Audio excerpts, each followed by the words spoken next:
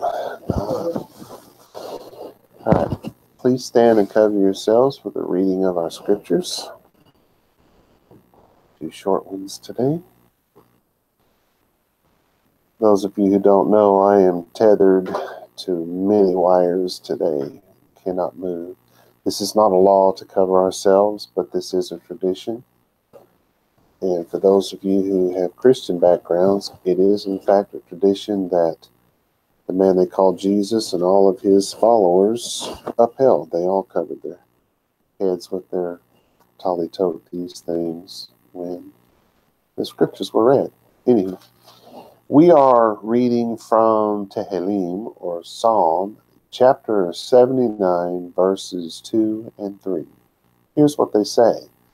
Natnu et nivlat o vadeha ma'ochal le'of hashemayim besar hasdecha lechaito aretz. Verse 3. Shahu damam kamayim sevivot Yerushalayim, Jerusalem. The Ein Kol Der. All right, so you may be seated. My tongue got stuck on top of my mouth and I couldn't say Jerusalem. All right, so today I'm going to go straight to my interpretation of the Hebrew text. This is my translation of the Hebrew into English. 79:2. The corpses of your servants, and the Y is capital because it's talking to God. The corpses of your servants they have given for meat to the birds of the skies. The flesh of your Hasidim, that's us, to the beasts of the earth. There, speaking of the Hasidim, their blood poured out like water all around Yerushalayim, all around Jerusalem, and none of them buried. Their bodies just left there, nobody buried them. My first thought, of course, is what happened when the Jews were expelled from Jerusalem and nobody was allowed to bury them. But today we are going to be talking about the Maccabean version of this. With this as our background, let me read it one more time. The corpses of your servants they have given for meat to the birds of the skies. The flesh of your Hasidim, your saints, to the beasts of the earth. Their blood poured out like water all around Jerusalem, and none of them are buried. With this as our backdrop, I am now going to read chapters 1 through 7 of 1st Maccabees. My translation is a massively modified re-rendering of the translation given in the 1611 King James Bible. Because back in those days, none of those Christian Bibles were put out unless they had the pseudepigrapha and the apocrypha attached to them. In fact, you would go to jail for an entire year if you got caught publishing one of those books without that text. So when somebody says, oh, it has to be the authorized King James, they say, well, which one is that? Well, that's the 1611. Well, which one is that? Because there were at least 3 different printers who printed those books, and all 3 of them say something different. Just throwing that out there. By the way, the authorized version of the King James Bible did not come out until the 1800s. The actual King James would not actually authorize this version of the Bible. They were not even allowed to use his name, which is why it said Holy Bible on the cover instead of the KJV. Anywho, in the back of that had the Apocrypha and the Pseudepigrapha, which contain the Maccabees, the story of the Maccabees. All Hebrew and Greek names given in the original text have been replaced with the actual Hebrew and Greek words. Further, I have split up each section as if a conversation between the Yehudim, which means Jews, and the non-Jews was taking place in order to better show you the parable of the Maccabean Struggle, which consequently is the name of this message. In the process, I will also tell a parallel story of the struggle today's Maccabeans endure. The more things change, the more they stay exactly the same. We may not get through it all in one sitting, but we're going to give it the old college try. So we begin with 1 Maccabees chapter 1. This would be the world speaking.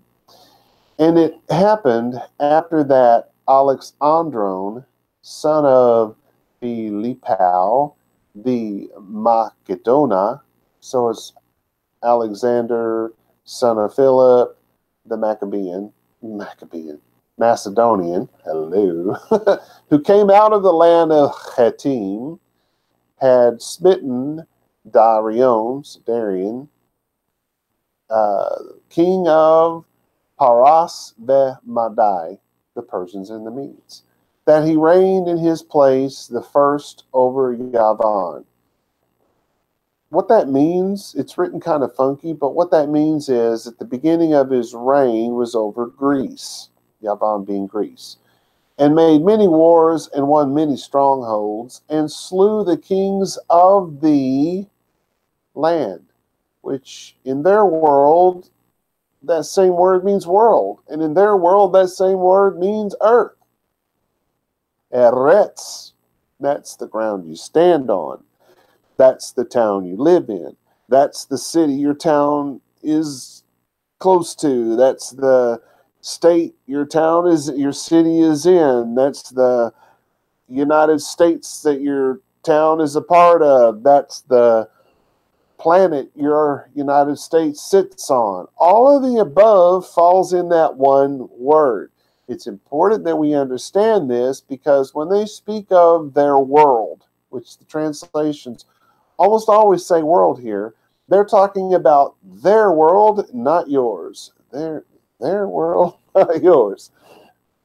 Anyway, and moving on to verse 3, and went through to the outskirts of their world and took spoils of many nations, so much so that the world, their world, was quiet before them.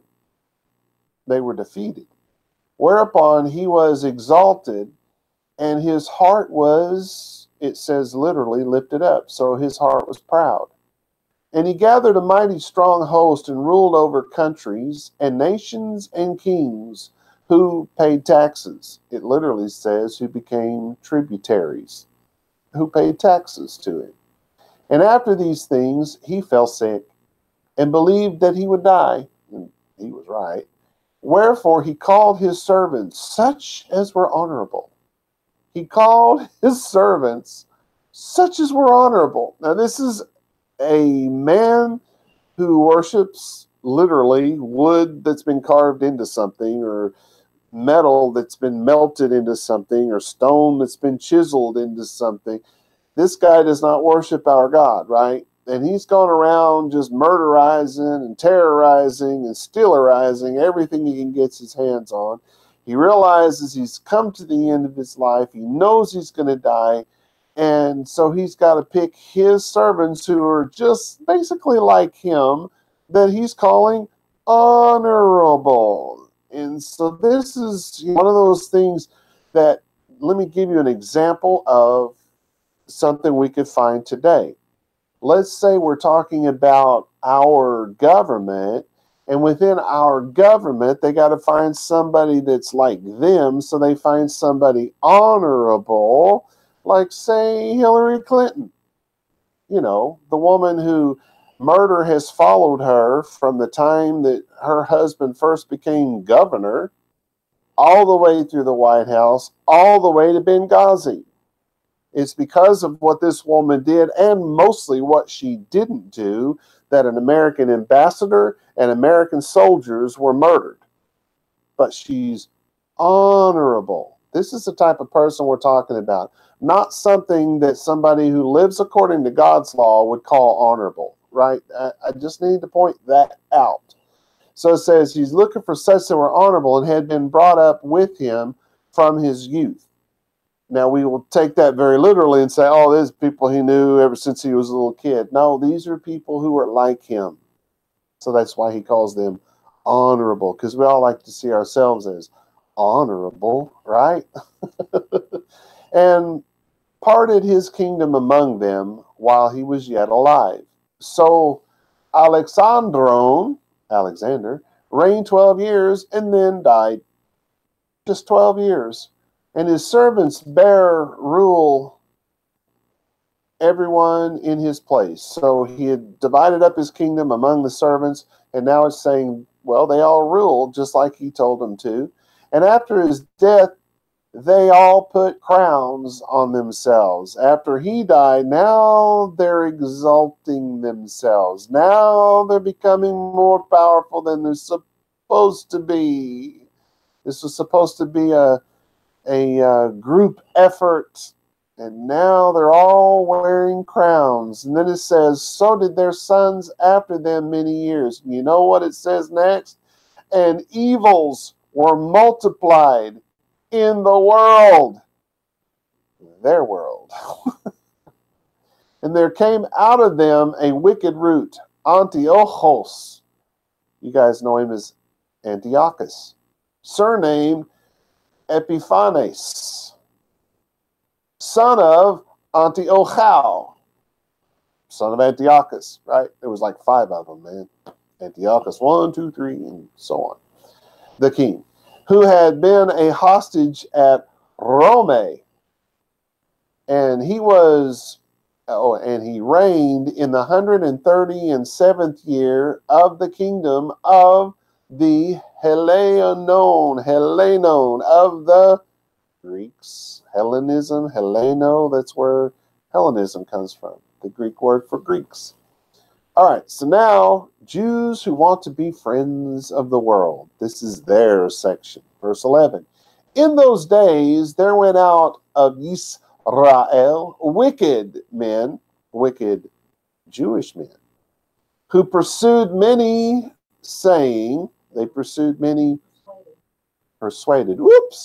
persuaded many Jews, saying, let us go and make a covenant with the non-Jews that are round about us. Remember the verse?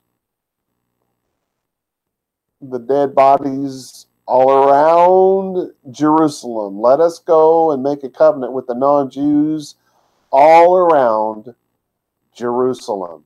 Are you seeing the connection here? They're going to make this connection before we're finished. For since we departed from them, we have had much sorrow. You know, ever since we became a Jew, it's just been nothing but downhill. Let's go over there and let's be like them, man. This is how it starts.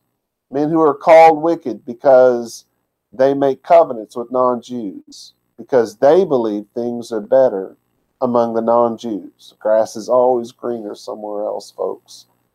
Verse 12. So this device pleased them, those wicked Jews. It pleased them well. They were really happy with the results.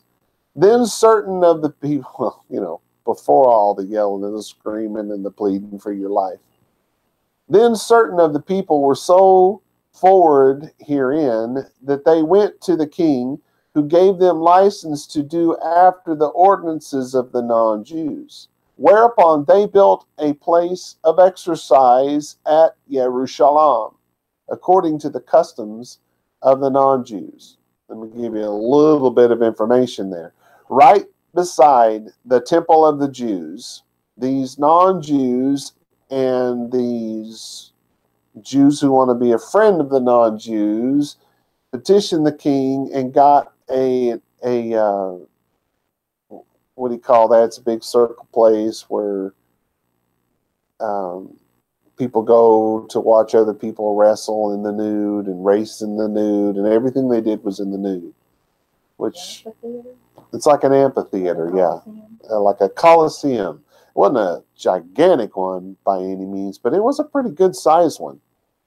We know that because of the archaeological digs. They know it was pretty good size, and it took up as much room as the temple and the Temple Mount did. I mean, it was pretty good size, and right up against it. So they built this place according to the way non-Jews did things. And then it says, and it says, and made themselves uncircumcised, forsaking the holy covenant, and joined themselves to the non-Jews, and were sold to do evil. It is from this mistranslation that I just gave you of this verse that scholars have for some time now taught that men of this time period reattached foreskins, a medical procedure that did not likely exist in this time. Where did they get the foreskin in a time and a place where circumcision was illegal? Simply put, not only was a Hebrew idiom used here, it was also explained here. So let's back up and look at what it really says. It says, and made themselves uncircumcised, right? And then it explains what they mean by that. They forsook the holy covenant. So if you say we live by grace and not the Torah, you make yourself uncircumcised. You are forsaking the covenant of God. So there's the idiom that everybody missed. And by missing the explanation to the idiom, the scholars came up with the idea that somehow in this time period, people were doing, surgical procedures that are way before their time. All right. And then it says, and join themselves to the non-Jews. So they've given up their covenant with God. They're no longer going to live according to what God says. And now they're going to go over here and just be like everybody else.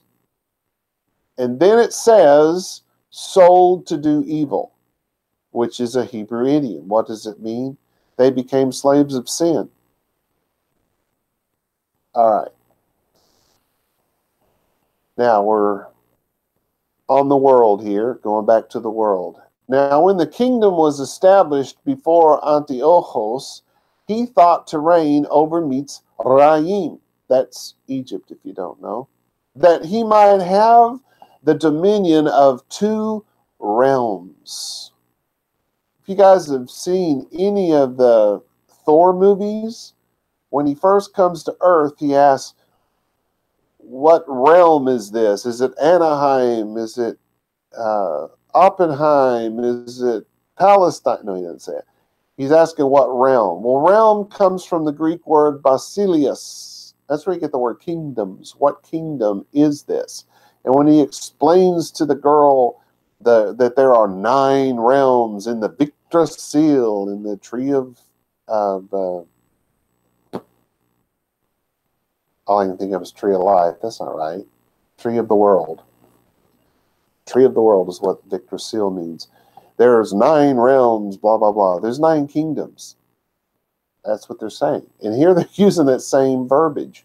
All right, so there's 9 kingdoms, 9 worlds, right? But he wants to be the ruler over 2 worlds. One world was Egypt, and the other world was where he was, basically in Israel, in that area. Goes on, wherefore he entered into Mitzrayim with a great multitude, with chariots and elephants and horsemen and a great navy, and made war against Ptolemy, king of Mitzrayim. But Ptolemy was afraid of him and fled, and many were wounded to death. Thus they got the strong cities in the land of Mitzrayim, and he took the spoils thereof. And after Antiochus had smitten Mitzrayim, he returned again in the 140th and 3rd year. Now I'm halfway through a sentence here. But the world goes after the holy. So we're talking about the world, but from the next half of this sentence on till our next interruption, this is the world going after that which is holy. So he's gone after Mitzrayim, he's taken all of that stuff, and the rest of the sentence says, and went up against Israel and Jerusalem with a great multitude, and entered proudly into the Mikdash. The Mikdash is the sanctuary. And took away the Mizbah, ha-ketoret, that's the altar of incense, and the menorah, that's that great big light stand thingy of light, and all the vessels thereof, and the shulchan lechem, the table of bread, and the pouring vessels, and the vials, and the censers of gold, and the veil, and the crown, and the golden ornaments that were before the hechal, which is the Hebrew word for temple, all which he pulled off. He took also the silver and the gold and the precious vessels. Also he took the hidden treasures which he found. And when he had taken all away, he went into his own land, having made a great massacre and spoken very proudly. Now we're going to switch to Yisrael in verse 25. Therefore, there was a great mourning in Yisrael in every place where they were, so that the Nevi'im and the Ziknei mourned, the prophets and the elders mourned. The virgins and the young men were made feeble, which means they were saddened. And the beauty of women was changed. So all the Jewish women became ugly. No, the beauty is associated with a smile, and the opposite of that, the beauty was changed. They were sad. So the women were sad. Then it says, every bridegroom took up lamentation. He took up mourning. And she that sat in the marriage chamber was in heaviness. She was depressed. She was sad. Marriages were not a happy thing anymore. Life wasn't a happy thing anymore. The land also was moved for the inhabitants thereof. The land also was, they picked up Israel. They just dug up the ground and they moved it over. And that's why the Arabs are so mad about it. Come on, right? You know, it's an idiom. The land was moved for the inhabitants thereof, and all the house of Yaakov was covered with confusion. In other words, that which had always belonged to Israel no longer belonged to Israel. The land had been moved. All right, now we're switching back to the world. And after 2 years fully expired, the king sent his chief collector of tribute, his chief tax collector, to the cities of Yehudah, who came to Jerusalem with a great multitude, and spoke peaceable words to them, but all was deceit. For when they had given him credence, he fell suddenly upon the city and struck it very sore, and destroyed much people of Yisrael. And when he had taken the spoils of the city, he set it on fire, and pulled down the houses and walls thereof on every side. But the women and the children took they captive, and possessed the cattle. Well, that sounds like Al-Qaeda, doesn't it? Go in and kill all the men and tear down and destroy everything in your path, and then run off with the women and the children. Yeah, this has been going on a long time. Anyway, then they, speaking of the world, built Jerusalem, and yes, it's called Jerusalem. Today they call it Yerushalayim, but in the biblical period they called it Jerusalem. And I say Jerusalem here, even though the text did not say that. The text says the city of David. The city of David is Jerusalem. Just throwing that out there. So then they built Jerusalem with a great and strong wall, and with mighty towers, and made it a stronghold for themselves. And they put thereon, or therein, a non-Torah observant or sinful nation. They put there a sinful nation, wicked men, and fortified themselves therein. They stored it also with armor and victuals, and when they had gathered together the spoils of Jerusalem, they laid them up there, and so they became a sore snare. For it was a place to lie in wait against the Mikdash, against the sanctuary, and a diabolical evil for all of Israel. Thus they It says shed innocent blood. Thus they committed murder on every side of the Mikdash, on every side of the sanctuary, and defiled it, insomuch that the inhabitants of Jerusalem fled because of them. Whereupon the city was made a habitation of strangers. This is somebody else has taken over our place, and become strange to those that were born in her, and her own children left her. Became strange to those that were born in her. It's kind of like saying, I don't recognize my country anymore. Actually, it's exactly like saying that. Verse 39, her Mikdash, her sanctuary, was laid waste like a wilderness. Her feasts were turned into mourning. Her Shabbatot, that's Sabbath in plural, into reproach, her honor into contempt.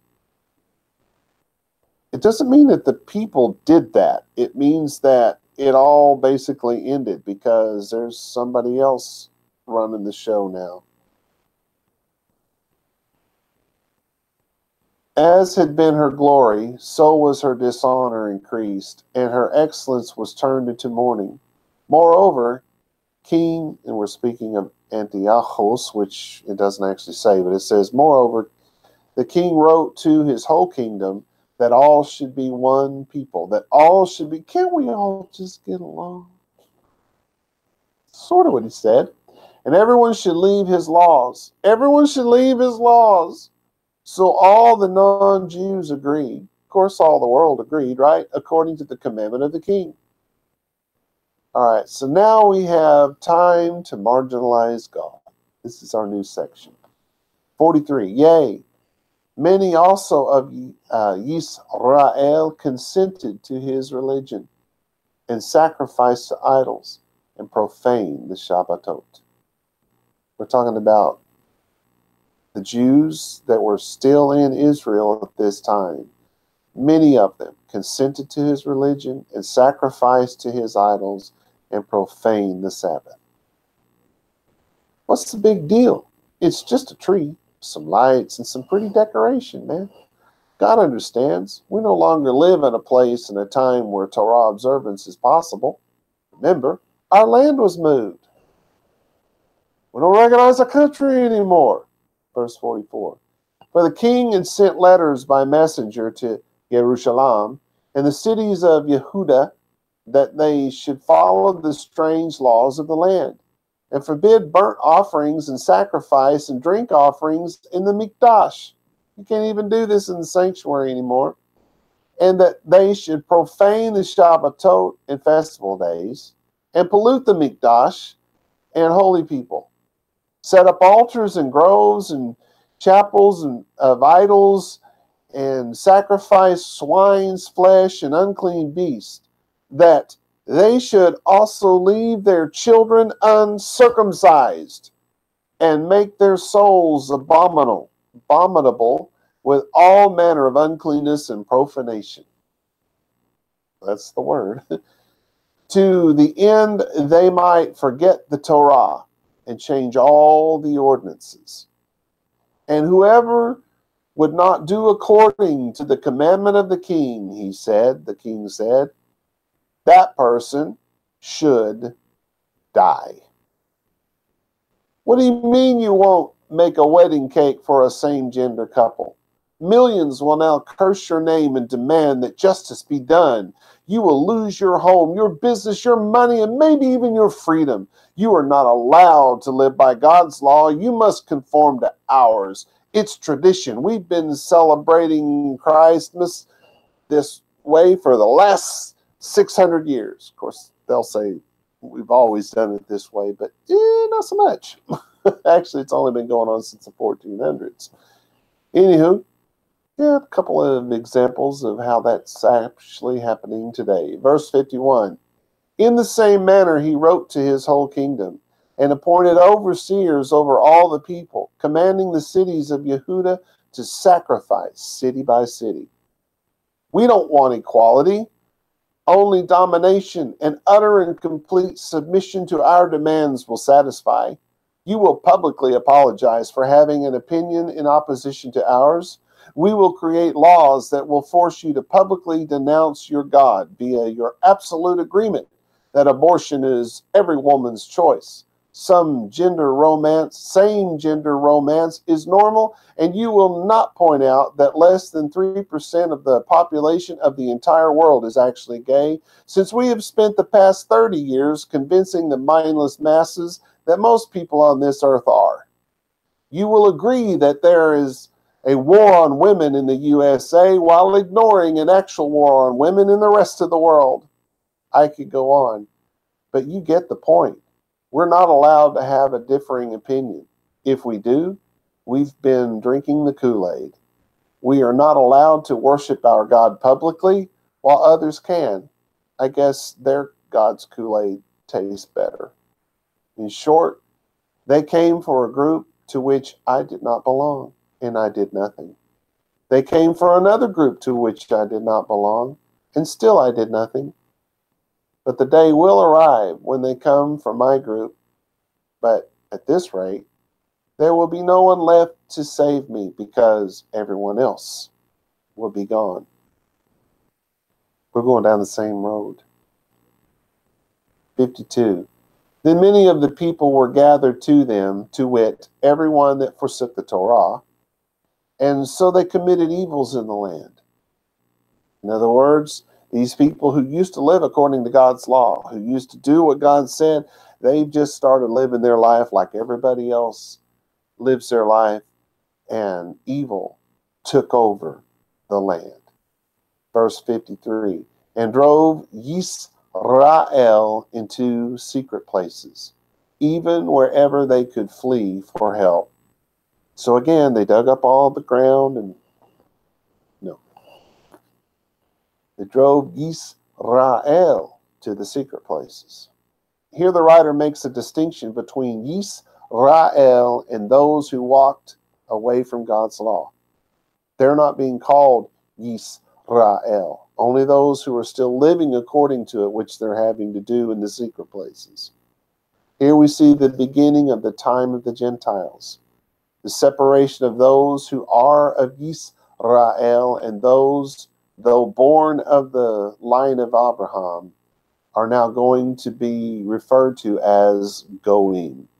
We know them now as Gentiles. Notice that the author did not say the rest of Yisrael, which would have meant that those who don't live according to Torah but are born of Abraham's line would still be Yisrael. No, he's separating them. The knife is coming right down the center. If you're living according to the Torah, you are called Yisrael. If you're not, you are called Goyim. You are called Gentile.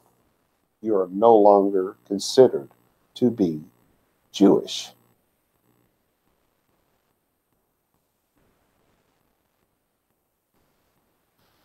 Verse 54. Now the 15th day of the new moon of Keslu, in the 140th and 5th year, they set up Hashikutz Meshomem. That's the abomination of desolation upon the altar, and built idol altars throughout the city of Yehuda on every side. Here the writer tells us that he believed that this moment in time was the beginning of the abomination of desolation as prophesied by the prophet Daniel. If he is right, the Mashiach should appear in this world right around 6 CE. He should judge Yisrael approximately 33 years later. And finally, the temple should be destroyed about 40 years later than that, which would put it right about 70 CE. Anyway, 55. And burnt incense at the doors of their houses and in the streets. And when they had torn in pieces the scrolls of the Torah, which they found, they burnt them with fire. Think about this. The scrolls are made from leather, and they're tearing up these leather scrolls, and then that's not enough. They got to burn them. this is kind of why you can't find the New Testament letters, which were no doubt written on leather in Hebrew. You can't find it. Why? Because the people spent a lot of time tearing those scrolls into pieces. This didn't just happen this one time with the Maccabees several hundred years before the New Testament. It went on for several hundred years after. It just kept going. This is something that they did. If there was something written in Hebrew, it was destroyed. All right. And they tore them to pieces and then burned them. Then 57. And whosoever was found with any scroll of the covenant, or if any committed to the Torah, the king's commandment was that they should be put to death. The Jews don't have the right to breathe air if they live according to the Torah. Who in God's name do they think they are? Thus did they, by their authority to the Torah observant, to Yisrael, because that's what Yisrael is now. They're now calling the Torah observant Yisrael. They did this every new moon, once a month in other words, to as many as were found in the cities. Now the 25th day of the new moon, they did sacrifice upon the idol altar, which was on the altar of God. So they'd set up an altar to the idol right there on top of the altar to God. At which time, according to the commandment, they put to death certain women that had caused their children to be circumcised. And they hanged the infants about their necks and rifled their houses and slew them that had circumcised them. Nothing to worry about. This could never happen in an enlightened society like our world today. We will never see Christian women standing up for the right to life while the godless fight for late-term abortions. Yeah, that'll never happen. All right, back to Yisrael. Howbeit many in Yisrael were fully resolved and confirmed in themselves not to eat any unclean thing. Now we're coming to, it's just the food, man. Wherefore rather to die, that they might not be defiled with meats, and that they might not profane the holy covenant. So then they died. Kind of reminds me of Gandhi refusing to eat. He's a hero. So why are these Jews considered religious fanatics? 64. And there was very great wrath upon Yisrael. I think I'd have to agree with that. Chapter 2. In those days arose Mattityah, the son of Yochanan, the son of Shimon, a Cohen of the sons of Yehoyariv from Jerusalem, and dwelt in Modane. I don't know what the Hebrew word for that town would be, so I had to stick with the Greek. Verse 2, and he had 5 sons, Yochanan, called Gadi, Shimon, called Tashi, Yehuda, who was called Maccabee, which means hammer, by the way, Eleazar, called Chavran. Have you ever heard of Chevron? Just saying.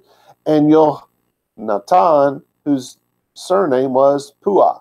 Now, by the way, these guys did not have Greek names. They had their Hebrew name, and then they were called something else. Why? Well, because probably there were, 3 or 4 other people in their immediate family with the same name. It's kind of like Bob, whose son Bobby Jr., whose son is Bobby, would that be the second or the third? I don't even know how that works. The second, and then his son would be Bobby the third, right? You get the idea.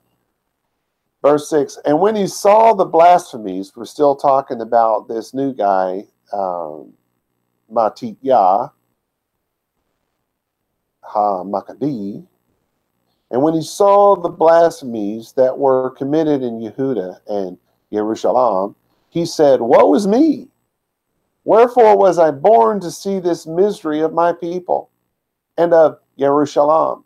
It said the city of David. It's Jerusalem. And to dwell there, when it was delivered into the hand of the enemy, and the Mikdash, the sanctuary, into the hand of strangers. Her high hall, her temple, is become as a man without glory.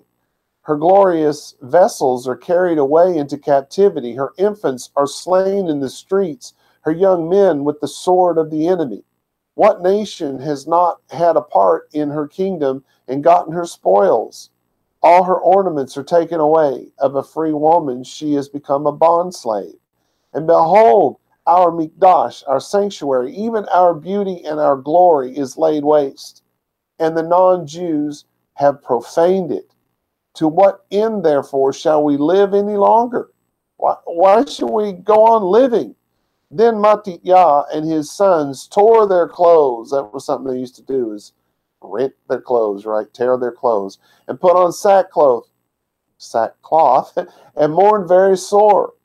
In the meanwhile, the king's officers, such as compelled the people to revolt, came into the city of Modane, that's where the Maccabee was, to make them, speaking of the Jews, to make them sacrifice. This was done to weed out the Jews and to make sure everyone was in compliance with the rulers, with the rulings of their new dictator. And when many of Israel came to them, Matityahu also and his sons came together. Now we're switching back to the world. Then answered the king's officers and said to Matityahu, on this wise you are a ruler, and an honorable and great man in this city, and strengthened with sons and brothers. Now therefore come you first, and fulfill the king's commandment, like as all the non-Jews have done, you and the men of Yehuda also, and such as remain in Jerusalem. So shall you and your house be in the number of the king's friends, and you and your children will be honored with silver and gold and many rewards. So boy, he butters up that piece of bread really thick. He laid it on thick, man. And then if that wasn't enough, he's like, dude, we're going to give you silver and gold. And man, you just, hey, you just have no idea how good it's going to be for you. You're going to be the friend of the king, man. It's no big deal. It doesn't mean anything to you. So why not do it? After all, you can't reach the lost sheep in this world unless you are more like them. I mean, if God was going to come to earth and save the birds, would he come as a human and scare the little Tweety birds? Or would he come as a bird? Now we switch back to Yisrael. Then Matityahu answered and spoke with a loud voice.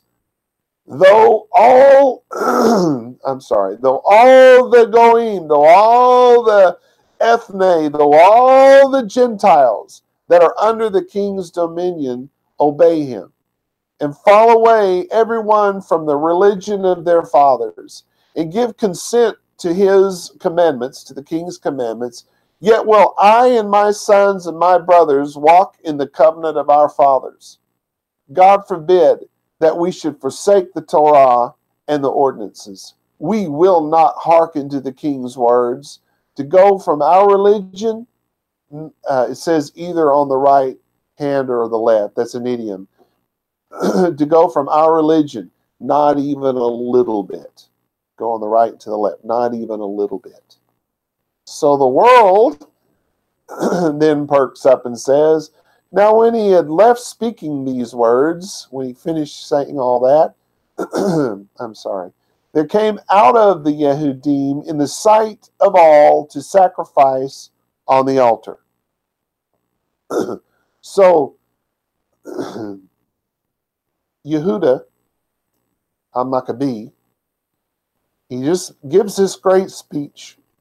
You all can just do what the king wants, but we're not going to do it. And he no more says that here comes the Jews, the ones who want to be like the world, the ones who have no problem with being like everybody else. They come and they sacrifice on that altar right in front of him.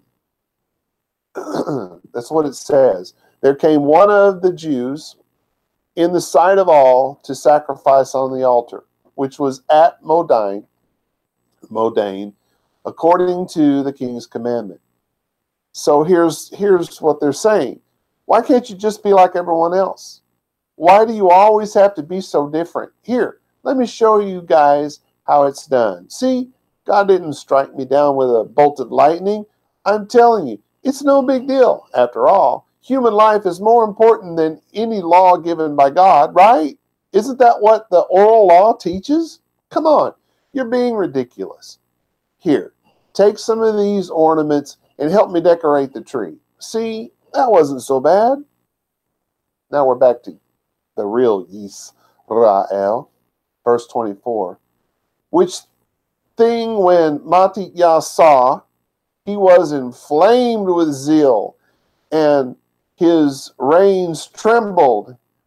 Listen to this. Neither could he forbear to show his anger according to judgment. Neither could he forbear to show his anger according to judgment. Wherefore, because he couldn't do it according to judgment, he ran and slew him upon the altar. He went over there and just killed the man. Yes, the writer just told us that Matityahu HaMaccabee went out of his ever-loving mind and killed that man. In short, a non-Torah observant Jew committed a sin, and Matityahu decided the appropriate response was to kill him. Here's a trick question you might not want to answer out loud. So here's the trick question. Wasn't this murder? And if it was, isn't murder also a sin? So the Maccabee committed a sin because another man committed a sin? Verse 25. And I'll come back to it, but it's a trick question. It's just meant to trip you up. Verse 25. Also the king's commissioner, who compelled men to sacrifice, he killed at that time, and the altar he pulled down. So he killed the man who did the sacrifice. He killed the man who was there to make everybody sacrifice, and then he tore down the altar. By the way, murder, by biblical standards, is to shed innocent blood. Let me give you an example from our world today.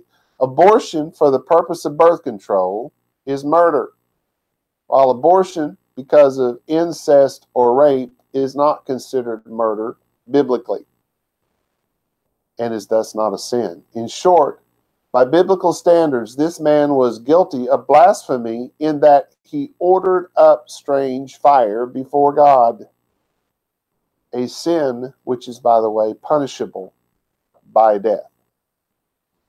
Does that mean that what he did was acceptable before God? No, he did, in fact, commit a sin. It's a trick question because it's one of those yes and no answers. Anyway, verse 26. Thus he dealt zealously with the Torah of God, like as Phinehas did to Zimri, the son of Shalom. Yeah, there was a guy named Shalom. And Matityahu cried throughout the city with a loud voice, saying, whosoever is zealous of the Torah and maintains the covenant, let him follow me. Where else have we read follow me? Anyway, so he and his sons fled into the mountains and left all that ever they had in the city. Then many that sought after justice and judgment went down into the wilderness to dwell there, both they and their children and their wives and their cattle, because afflictions increased sore upon them. Back to the world. Now when it was told the king's servants and the host that which happened at Jerusalem, again it said the city of David, but that's Jerusalem, that certain men who had broken the king's covenant, or commandment rather, were gone down into the secret places in the wilderness, they pursued after them a great number, and having caught up with them, they camped across from them, and made war against them on the Shabbat day. And they said to them, let that which you have done hitherto suffice. Come forth and do according to the commandment of the king, and you shall live. Okay, so you got this group that went off into the wilderness. Now, this is not the Maccabee, which my note says it was. I just realized it wasn't. It was not the Maccabee. This is a group that just went out there to get away from what people were doing to the observant Jews. So they are observant Jews, and they've run from the city. So at this point, they've done nothing wrong except leave the city, which again is not wrong. But they're being told, hey, if you'll just come back, and it's like, dude, we finished the tree, but you can hang the lights around the house and help wrap the presents. Back to Israel. But they said, we will not come forth, neither will we do the king's commandment to profane the Shabbat day. Dude, what's the big deal? It's just do it on Sunday instead of Saturday. Come on. But you know what? These people knew they were going to die, because they knew they weren't going to fight on the Shabbat, and they knew they were going to be attacked on the Shabbat, right? So when they said those words, we will not come forth, neither will we do the king's commandment to profane the Shabbat, they knew that they were signing their death certificate. Back to the world. So then they gave them the battle with all speed. What does that mean? Well, it means the godless didn't even hesitate to kill them all. Why is it so wrong for Israel to want to live according to God's way? Why? Back to Israel. 36. Howbeit they answered them not, neither cast they a stone at them, nor stopped the places where they lay hid, but said, let us die, all in our innocence. Heaven and the land will testify for us that you put us to death wrongfully. Back to the world. So they rose up against them in battle on the Shabbat, and they slew them with their wives and their children and their cattle, to the number of 1,000 people. Thus the godless world utterly destroyed the Torah observant in their anger and their rage, and went on their way feeling victorious. We'll see if any of the other Jews will dare to live according to their archaic laws now. Back to Israel. Now when Mattiah and his friends understood hereof, they greatly mourned for them. And one of them said to another, if we will do as our brothers have done, and fight not for our lives and Torah against the non-Jews, they will now quickly root us out of the land. In other words, they know how to kill us all now, just come on the Sabbath. At that time, therefore, they decreed, saying, whosoever shall come to make battle with us on the Shabbat day, we will fight against them. Neither will we die all as our brothers that were murdered in the secret places. Then came there to him a synagogue of Hasidim. A synagogue of Hasidim. A congregation of saints who were mighty men of Israel, even all such as were voluntarily devoted to the Torah. Also, all they that fled for persecution joined themselves to them and strengthened them. So they joined their forces and smote, non-Torah observant, the sinful men in their anger, and wicked men in their wrath. But the rest fled to the non-Jews for help. So they're leaving their town because everybody's killing them for wanting to live by the Torah. They go out into the wilderness and find people that they don't feel are living according to the Torah to the degree that they are, and they start killing them. Yeah, you see how them Jews are. Okay, so wait. The Christians were persecuted. Constantine fights a war, and the first thing they did was start killing the Jews. Just kind of was a thing back then, right? Then Mattiah and his friends went round about and pulled down the altars And what children soever they found within the coasts of Israel uncircumcised, those they circumcised valiantly. They pursued also after the proud men, and the work prospered in their hand. So they recovered the Torah out of the hand of the non-Jews and out of the hand of kings, neither suffered they the non-Torah observant, the sinner, to triumph. Now when the time drew near that Mattathiah should die, he said to his sons, now has pride and rebuke gotten strength, and the time of destruction and the wrath of indignation. Now therefore, my sons, be you zealous for the Torah, and give your lives for the covenant of your fathers. Call to remembrance what acts our fathers did in their time. So shall you receive great honor and an everlasting name.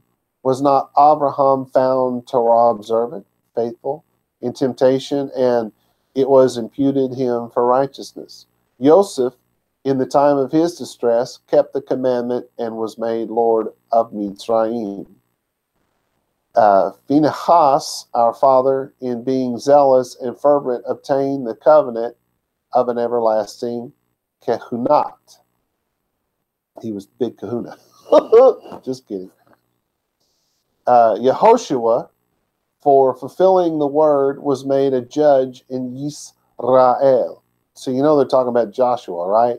The text is clearly speaking of Yehoshua, or Joshua, but the actual Greek word was Jesus, which is the shortened name Yeshua, which is also known as Jesus. Caleb, for bearing witness before the congregation, received the heritage of the land. David, for being merciful, possessed the throne of an everlasting kingdom. Eliyahu, for being zealous and fervent for the Torah, was taken up to heaven. Hananiah, Azariah, and Mishael, Shadrach, Meshach, and Abednego, by Torah observance, by faithfulness, were saved out of the flames. Daniel, for his innocence, was delivered from the mouth of lions. And thus consider you throughout all ages that none that put their trust in him shall be overcome. Fear not then the words of a non-Torah observant man, a sinful man, for his glory shall be dung and worms. Today he shall be lifted up, and tomorrow he shall be found, because he is returned into the dust.